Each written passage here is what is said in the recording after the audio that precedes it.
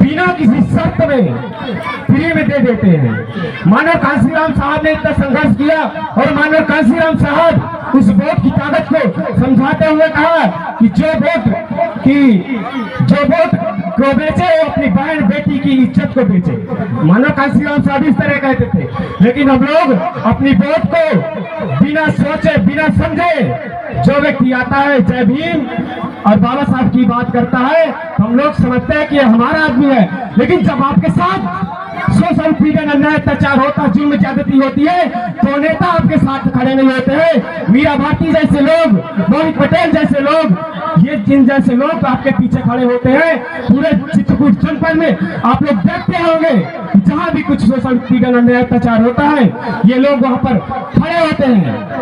आज हम लोगों को यहाँ पर मुख्य अतिथि और विशिष्ट अतिथि के तौर पे बुलाया गया है। हम लोगों को कोई विशेष नहीं रहता, क्योंकि इस गांव से हमारे बहुत अच्छे संबंध है। मेरी बुआ यही की है, सब आप रिश्तेदार भी हैं। मैं कुछ ज्यादा ना बोलते हुए मैं ये कहना चाहता हूँ कि जो ये मानव कांशीराम साहब के द्वारा चलाए गए आंदोलन है, क्योंकि मानव कांशीराम साहब के पहले बाबा साहब डॉक्टर अम्बेडकर के जो आंदोलन था उसको समाप्त कर दिया गया था और बाबा साहब डॉक्टर अम्बेडकर को सिर्फ संविधान निर्माता के रूप में हम जानते थे। संविधान निर्माता के अलावा हम लोग बाबा साहब अम्बेडकर को किसी भी प्रकार से नहीं जानते थे।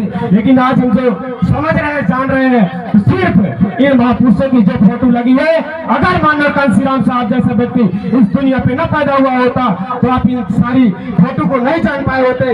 ये मानव कांशीराम साहब की देन है कि मानव कांशीराम साहब बुद्ध से लेकर होली से लेकर के इन महापुरुषों को हमें पहचाना, जताया और उन्होंने कहा कि इन महापुरुषों के इतिहास को, संघर्ष को पढ़िए, समझिए और इनके कार्य आंदोलन को आगे लीजिए, ले जाइए। बाबा साहब डॉक्टर अम्बेडकर 18 मार्च 1956 को आगरा में कहते हैं कि मेरे पढ़े लिखे लोगों ने मुझे धोखा दिया, और ये बात वाकई में सत्य है, क्योंकि आज पढ़ा लिखा समाज जो बाबा साहब डॉक्टर अम्बेडकर की विचार थे कि ये पढ़ लिख करके आने वाले समय में मेरे समाज को आगे बढ़ाने का काम करेगा, लेकिन ये समाज अपने में खाने पीने में नहीं से फुर्सत नहीं पा रहा है, अपने बीवी टीवी में मस्त है। इस गांव की शिक्षा व्यवस्था से मुझे बहुत प्रेरणा मिलती है।